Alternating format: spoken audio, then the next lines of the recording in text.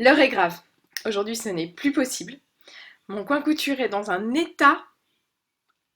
Je vais vous le montrer. J'en ai un peu honte, mais je vais vous le montrer quand même. Donc c'est un peu stressant. Donc c'est décidé. Aujourd'hui, je range. Donc, attention, c'est parti. Donc j'ai volontairement pas fait d'effort du tout. Donc on a... Tac. On va partir de la porte. Donc on a la porte, et puis après, c'est là que j'ai mis une petite table de camping pour les enfants qui est en bazar. Juste derrière, on a l'étagère où je range beaucoup de matériel de couture. Sous la fenêtre, on a des étagères qui sont plus ou moins dédiées. Il y a du papier, il y a du tissu, voilà, c'est très bazar. En dessous, on a des caisses où il y a du tissu. Dans la deuxième, le carton, il y a du matériel Montessori pour l'école. Voilà, là j'ai fait de la couture et j'ai pas bien rangé mon coin la dernière fois.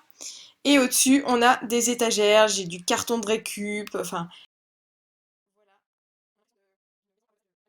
voilà. Et après j'ai mon bureau avec mes papiers, mon imprimante, et voilà, tout le coin un petit peu plus papeterie, c'est ici. Et il y a des étagères. Donc il y a plein d'étagères au mur, c'est super, mais voilà, il faut rationaliser tout ça et il faut arriver à en faire quelque chose d'agréable à vivre parce que là c'est oppressant en fait. Et comme j'aime bien tout ce qui est loisirs créatifs, j'ai des boîtes, de la peinture, des pinceaux, des crayons, des stylos à paillettes, de la peinture nacrée. Ça c'est du maquillage pour faire du face painting pour les enfants. J'ai des ciseaux spéciaux. Bon bref, du bazar. Et j'oubliais sous le bureau, alors là pareil. Donc maintenant on va devoir prendre en compte certaines règles. Par exemple pour les tissus, on va pas pouvoir les mettre avec la lumière directe du soleil qui descend dessus. Donc moi ce que je fais, c'est que quand je ne suis pas dans la pièce, je ferme le rideau. J'ai pris des boîtes que vous voyez derrière moi qui sont transparentes, c'est très chouette pour voir les tissus, mais au final, bah, la lumière passe. Et en fait, ce qu'on oublie aussi, c'est que la lumière, c'est pas que la lumière directe du soleil, c'est qu'en fait, la lumière qui se réfléchit sur les murs a tendance aussi à décolorer ou à faire jaunir les tissus. Donc, si on a une armoire ou une penderie avec un rideau devant, c'est beaucoup mieux que mes étagères Billie chez Ikea. Je commence par faire sortir le coin enfant. Voilà, maintenant que le coin enfant a disparu, je vais m'attaquer au tissu. Donc je vais les trier. Comment je les trie? Je vais prendre par matière. Et ensuite par matière, dans chaque matière, je vais les trier par couleur. Donc c'est ce que j'avais fait ici avec mes petits coupons de bleu. Ils ne sont pas super bien pliés, mais c'est un rangement qui me convient bien. Comme ça, je sais que ce sont mes petits coupons de moins de 50 cm en bleu. Le seul truc que je vais changer, c'est que je vais extraire tout ce qui est en viscose, parce que vraiment on ne peut pas faire la même chose avec de la viscose fluide et un petit peu avec un tombé, alors qu'avec les cotons, on peut faire plein de petits projets. Voilà, c'est un peu le même type de projet qu'on va faire avec tous ces petits cotons là. Et ça, c'est une boîte de pommes-potes sur laquelle j'avais rajouté un petit échantillon que j'avais eu en cadeau. Alors, typiquement, dans mes caisses, entre deux tissus, je retrouve des chutes comme ça, en fait. On peut pas en faire grand-chose à part faire du rembourrage, mais en fait, j'en ai déjà plein, donc hop, je m'en débarrasse. Alors, je coupe les bouts qui dépassent comme ça, là, parce que c'est tellement agaçant. Voilà.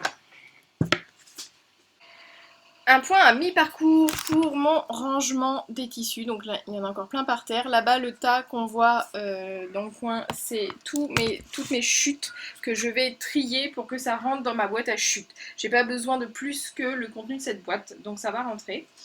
J'ai pris des grosses caisses que j'ai rangées comme ça à la Marie Kondo, c'est-à-dire tout à la verticale, comme ça, pour qu'on voit les tissus. Donc ça, c'est pour les grands coupons de 2 mètres, 3 mètres. Ça, c'est la petite caisse juste avec des viscoses et des tissus super fluides. J'ai une caisse de doublure où j'ai essentiellement, donc j'ai des doublures ici en synthétique, mais aussi beaucoup de doublures coton blanche parce que c'est ce qui me sert le plus. Ensuite, j'ai un tas de tissus épais là que je vais ranger dans un placard après. Donc je les ai bien pliés et on va les ranger dans un placard. Et j'ai ensuite des caisses de petits coupons en fait. C'est des coupons qui sont moyens. Ils sont de taille à peu près 1 mètre. Et je les ai classés là encore par couleur. Donc là j'ai bien avancé sur les tissus. Il me reste toute la partie bureau à faire et ça je vais vous l'épargner. Ça m'a pris une bonne partie de la journée, on va dire. Je suis décoiffée, j'en ai un peu ras-le-bol. Et en plus c'est pas complètement satisfaisant, mais je vais quand même vous montrer donc, ce que j'ai fait. J'ai enlevé la table et j'ai mis un autre meuble qui était dans une autre pièce et qui a des tiroirs et un petit placard qui est fermé qui va me permettre de protéger mes tissus de la lumière. Là, j'ai mis du calicot parce que en fait, c'est pour faire des toiles, donc des vêtements qui ne sont pas destinés à être portés, donc c'est pas grave si le tissu prend la lumière. Et à l'intérieur, voilà, j'ai pu ranger tous mes coupons de tissus un peu épais et unis, ils sont là. Là, j'ai mes tissus un petit peu enfantins. En dessous, j'ai des tissus qui sont destinés à faire des vêtements, mais qui sont plutôt en coton. Dans les tiroirs, j'ai décidé ici de mettre tous mes jerseys. Là, c'est tout plein de matières différentes que je n'utilise pas souvent. Mais voilà, il y a du velours, il y a d'imitation vache, il y a du lycra que je n'ai pas encore cousu non plus. Avec la surjeteuse, ce sera plus facile. Et puis, en haut, c'est tous les trucs que j'ai à réparer. Voilà, dès que j'ai un vêtement, un sac, un truc à réparer, il y a une couture qui se défait, etc. Je mets ça dans ce tiroir-là et ça va être beaucoup plus simple pour moi à gérer. Là, j'ai de la toile de jute et là, j'ai du thermocollant.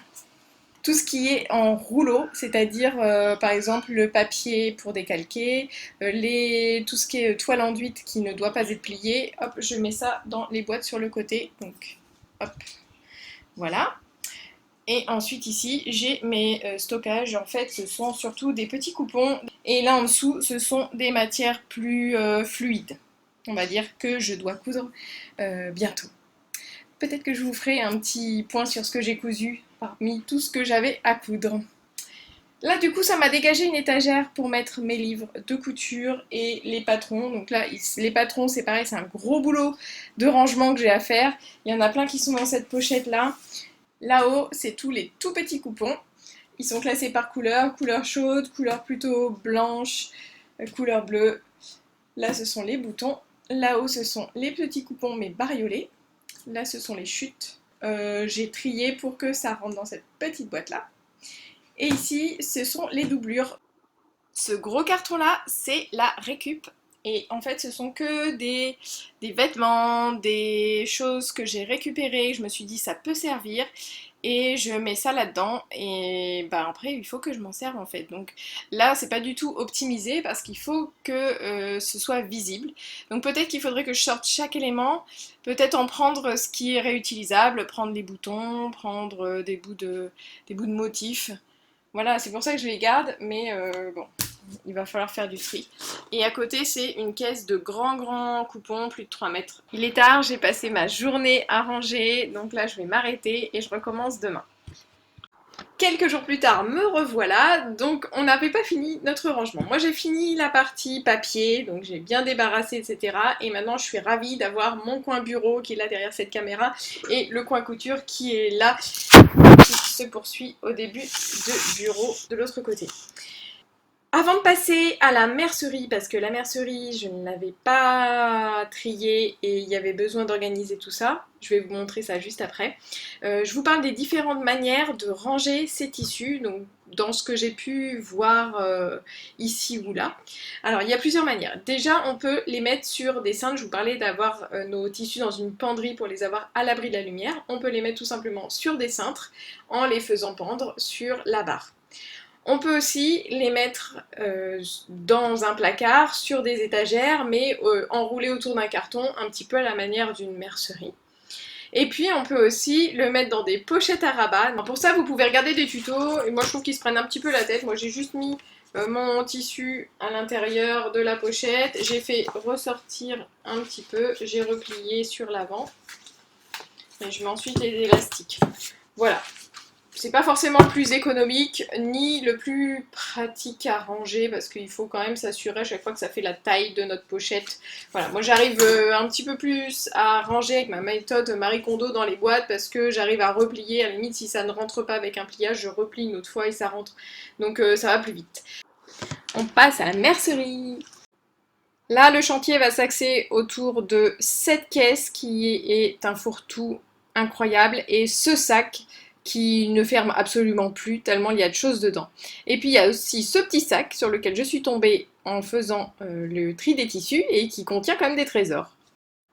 Je sors tout et je trie par catégorie. J'ai récupéré des boîtes, j'ai beaucoup trié, j'ai étiqueté et à la fin le résultat est le suivant. On retrouve la boîte avec les rubans de récupération. Ici, c'est la boîte avec les élastiques et les pompons. En haut, on trouve la boîte qui contient le biais. Là-dedans, j'ai laissé les zips, les sangles et les scratchs. La dentelle. Derrière, c'est le passepoil.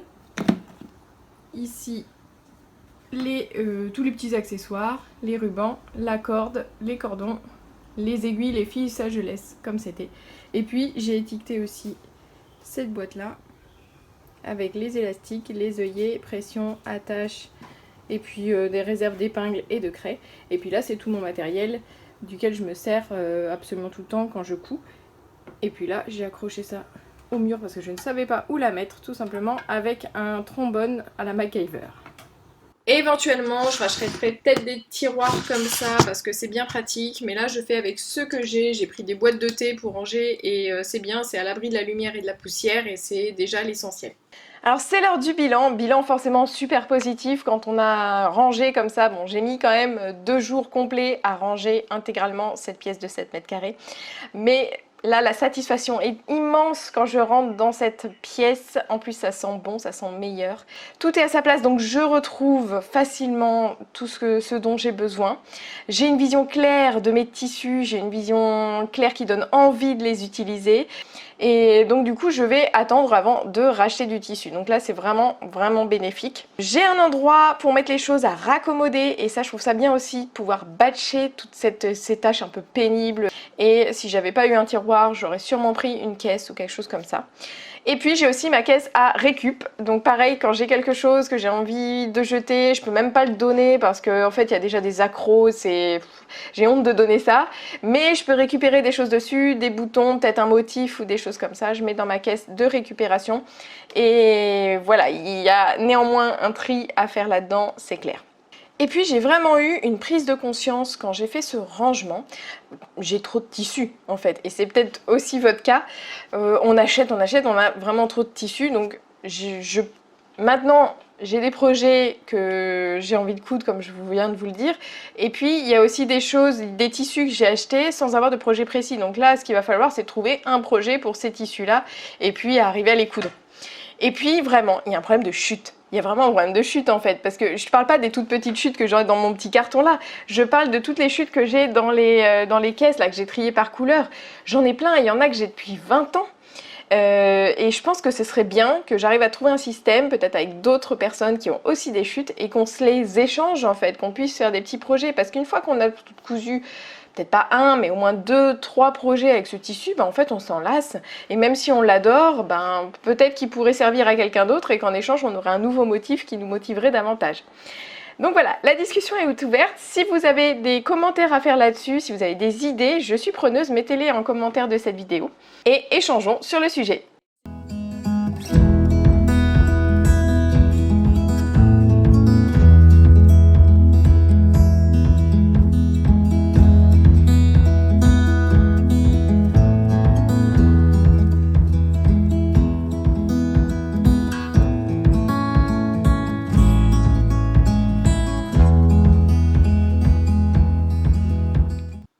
Prochainement sur cette chaîne, je m'attaque au rangement de tous mes patrons et je peux vous dire qu'il y a du boulot parce que là, si je cherche quelque chose, je mets un certain temps à le retrouver. Si vous voulez être informé de la sortie de cette vidéo, je vous conseille fortement de vous abonner à la chaîne et vous pouvez surtout vous abonner au mail du Club Couture de Charlène.